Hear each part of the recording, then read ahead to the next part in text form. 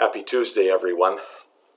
I was thinking about how shaken up a lot of people are by everything that's going on.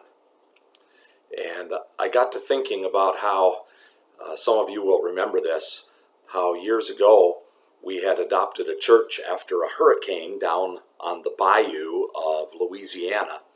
And we would take mission trips down there, and we would help to construct houses and get them stabilized again.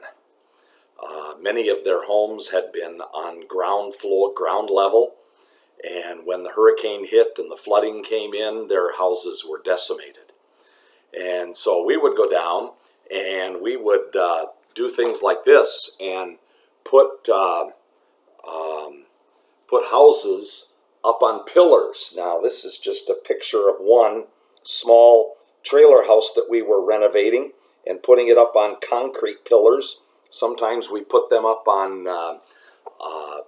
wood pilings and put them on pillars so that they were protected from the flow of water that would come in a hurricane surge.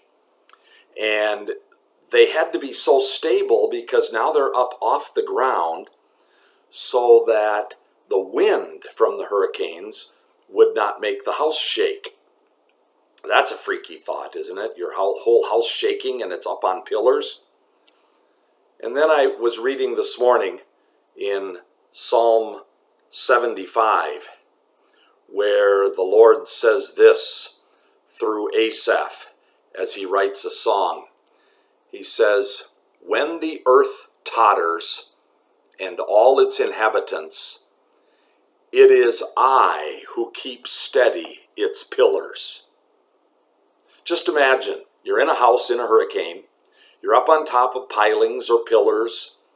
You may only be a few feet up, or you may be as high as some of the houses we worked on were as high as 10 to 12 feet off the ground on big telephone pole-like pillars.